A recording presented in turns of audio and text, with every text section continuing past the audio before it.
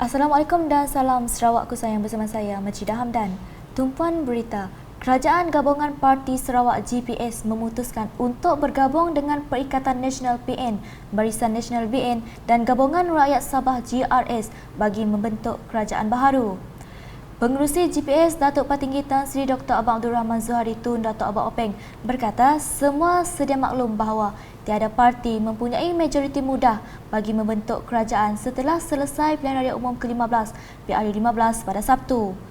Katanya, keputusan itu diambil bagi mengukuhkan dan menstabilkan negara demi kesejahteraan rakyat. Demi untuk memastikan kesejahteraan rakyat terjamin dan ekonomi negara kita terpelihara, maka sebuah kerajaan yang stabil dan kuat haruslah dibentuk dengan kadar yang segera. Dengan itu, GPS telah mengambil keputusan dan tindakan tersebut di bawah demi untuk mengukuh dan menstabilkan negara dan kesejahteraan rakyat. 1. Membentuk gabungan koalisi BN plus BN, PN plus BN plus GPS plus GRS bagi membentuk kerajaan persekutuan yang stabil dan kukuh demi rakyat berasaskan A. Menegakkan keluhuran Perlembagaan Malaysia, Perlembagaan Sarawak dan kedaulatan undang-undang yang diperuntukkan dalam Perjanjian Malaysia 1963 dan laporan IGC. B. Menegakkan hak kebebasan beragama dan amalan kepelbagaian adat resam dan budaya di Sarawak seperti termaktub dalam Perlembagaan Malaysia, Perjanjian Malaysia 1963 dan laporan IGC. C. Otonomi dari segi perancangan pembangunan pendidikan dan kesihatan. D. Perkara-perkara lain yang mempunyai kepentingan Sarawak. Beliau berkata demikian dalam satu sidang media khas selepas mempengerusikan pra-persidangan Dewan Undangan Negeri Dun Sarawak di Ibu Pejabat Parti Pesaka Bumi Putera Bersatu PBB di Kuching pada Ahad. Turut hadir Timbalan Premier Sarawak Datuk Amar Douglas Ugah Embas, Datuk Seri Profesor Dr. Sim Koo Hian, Datuk Amar Awang Tengah Ali Hassan dan Speaker Dun Tan Sri Datuk Amar Muhammad Asfia Awang Nasar.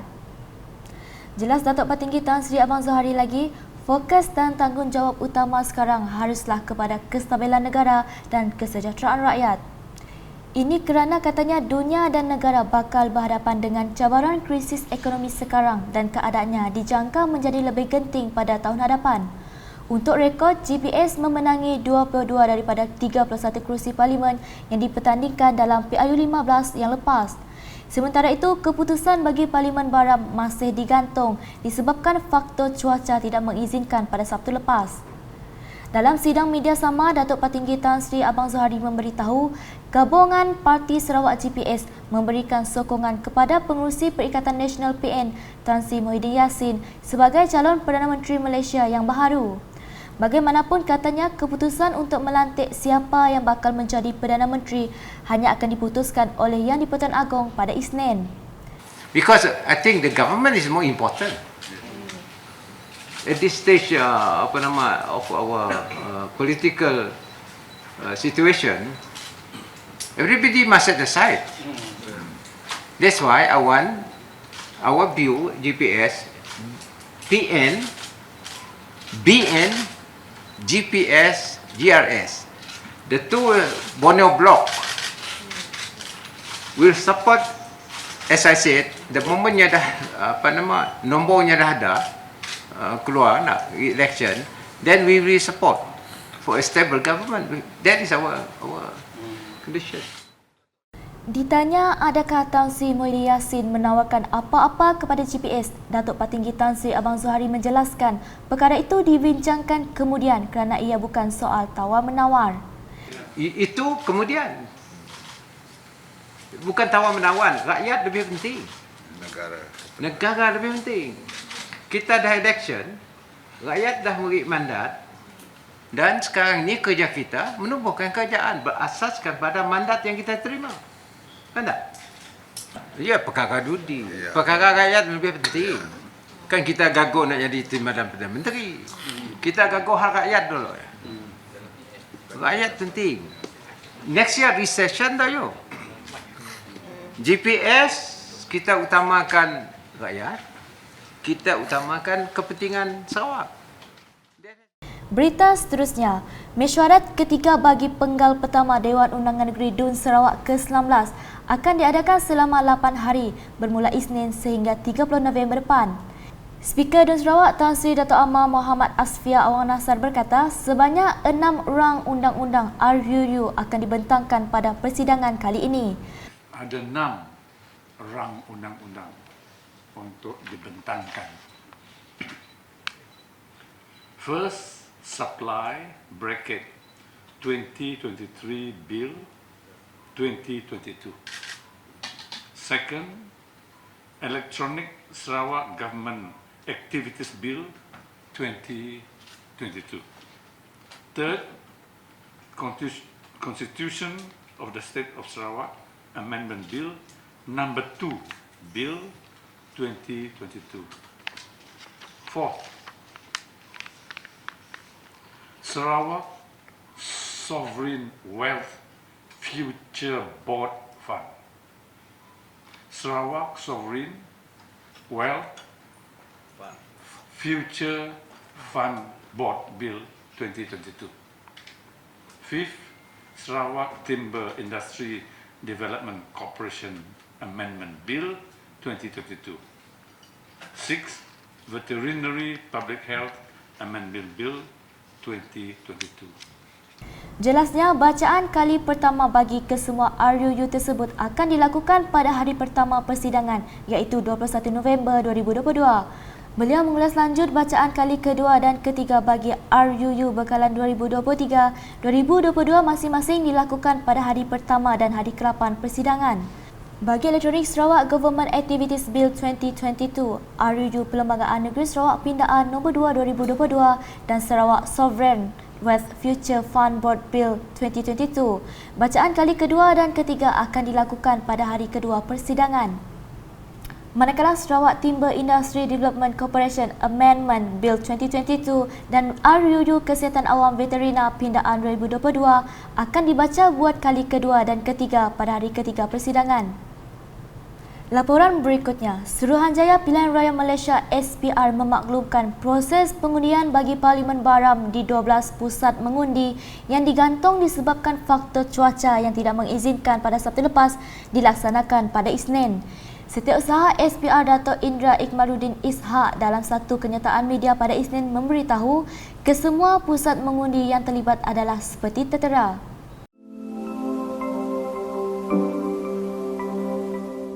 Pada Sabtu, Pengerusi SPR Tan Sri Abdul Ghani Saleh menerusi kenyataannya memaklumkan tindakan itu dibuat berikutan keadaan cuaca tidak baik di Baram.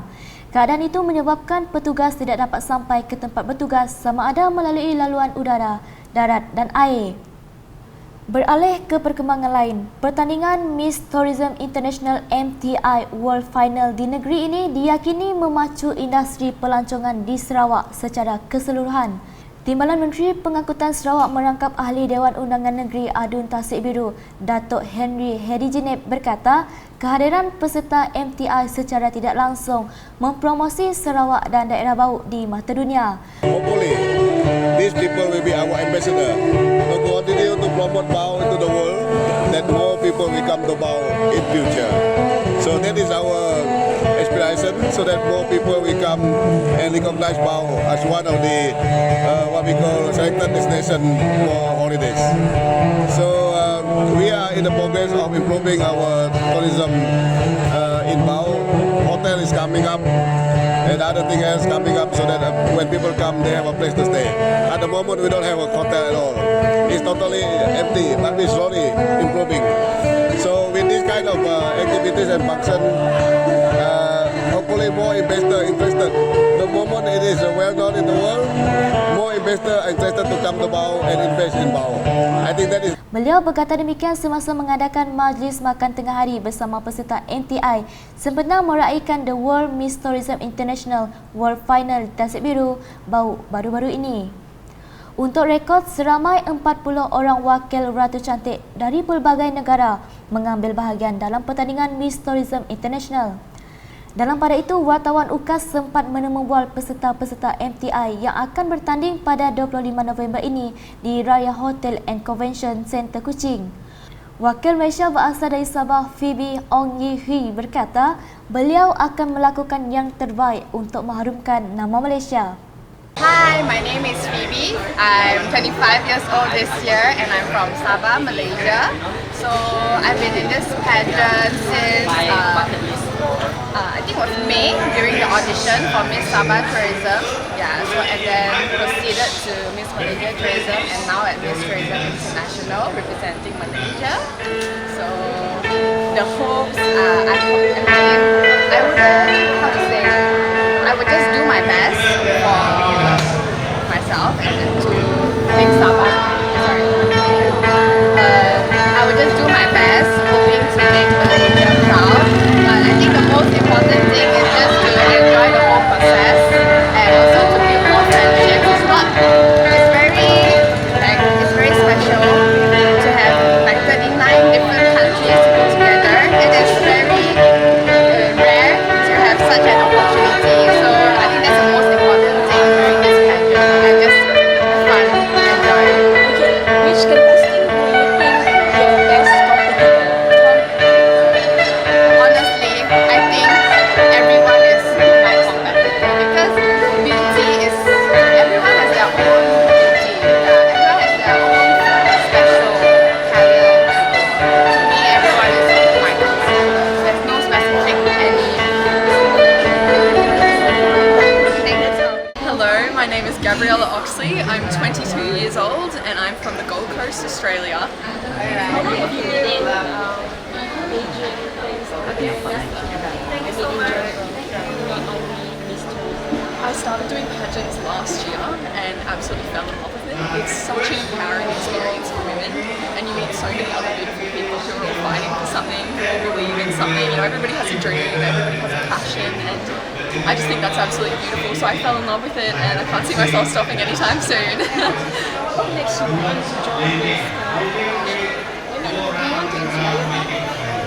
100%, yeah. I want to inspire young women to be confident in themselves, in their appearance, in their intelligence, just everything, and to embrace who they are and not feel like they have to change it. Just to really empower women to embrace themselves and be confident in themselves as they are. So what's your goal In this competition, I hope to do just that. I hope to meet as many young women, and every time I go out, I hope to, you know, give a little wave to everyone that I see and just make sure that they feel seen and they feel heard and understood, and just really inspire people through my journey and my story. And honestly, bring more awareness to Sarawak and Malaysia. In Australia, I think people are missing out. You know, there's some beautiful things here. The beach was amazing in Mundi. The cultural village is insane. We have nothing like that at home, and I hope that people back home see this and they get to come to Malaysia too and experience all the wonderful things that I've experienced too. Oh, I love it. It's amazing. The people are so lovely. We've had such lovely welcomes everywhere we've gone. And we went to the cultural village the other day. We got to experience all the infrastructure, all that kind of thing. We went to a beautiful show where we saw all the dances, which was amazing. It was so beautiful. So how does it feel when you represent your country in Australia?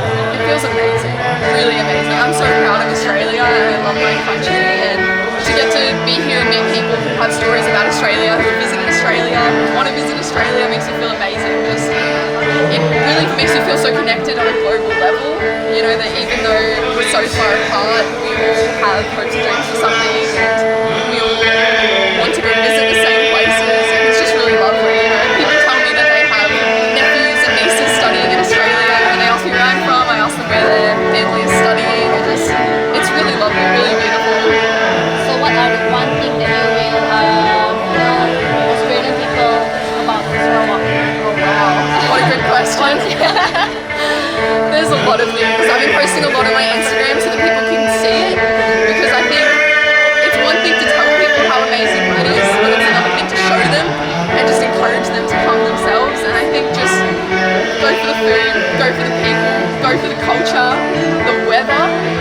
hot, but it's really nice. Just so many things, and just show people as many photos as I can because they'll see it and they'll fall in love too. Would you come again here in the future? Absolutely. Absolutely. We planted our trees and I'd love to come back and visit my tree, see how it's going and see if it's growing, and also our footprints and the handprints that we did. Yeah. So amazing. It feels like a little piece of me and a little piece of my country will be here forever, and I hope that if other Australians come back and visit, I'll be like, go check this out, you know? Yeah. Alright, thank you. Thank you so much. Thank you. Sedikit laporan berhubung pasca PRU15. Keputusan PRU15 mencipta sejarah buat negara apabila tidak ada satupun gabungan parti yang cukup majoriti 112 kerusi parlimen untuk membentuk kerajaan. Situasi ini lebih rumit berbanding rekod PRU14 pada 2018 sekaligus meletakkan kedudukan politik negara berada dalam suasana tidak menentu. Wartawan UKAS telah membuat tinjauan dan menemubual beberapa orang awam berkenaan perkara ini. Pandangan kami lah selepas mengenai itu tidak dikatakan memuaskan lah, walaupun siapa-siapa yang mentah, harapan kami adalah untuk membangunkan negara demi bangsa dan agama. Itu saja. Sekian, terima kasih. Okay, kami dah menunaikan tanggungjawab kami sebagai pengundi. Kami harap kerajaan yang terbentuk untuk kelak akan dapat menunaikan hasrat hati rakyat-rakyat sekalian lah. Dan tahniah juga diucapkan kepada Kerajaan Negeri Sarawak kerana GPS telah menang atas kursi yang telah dipertandingkan. Terima kasih Kerajaan Negeri Sarawak. Kami dah menunaikan tanggungjawab kami sebagai pengundi. Kami berharap kerajaan yang terbentuk kelak akan menjalankan tanggungjawab setidaknya dan amanah dan mendengar suara rakyat. Kami ingin juga mengucapkan tahniah kepada kerajaan JPS telah memenangi memenangi kerusi yang dipertandingkan. Sekian edisi tengah hari bersama saya Majidah Hamdan. Berita lebih lanjut boleh didapati di semua platform media sosial UKAS termasuk portal ukas.sarawak.gov.my dan UKAS Channel di YouTube. #MariBawFakta. Salam UKAS.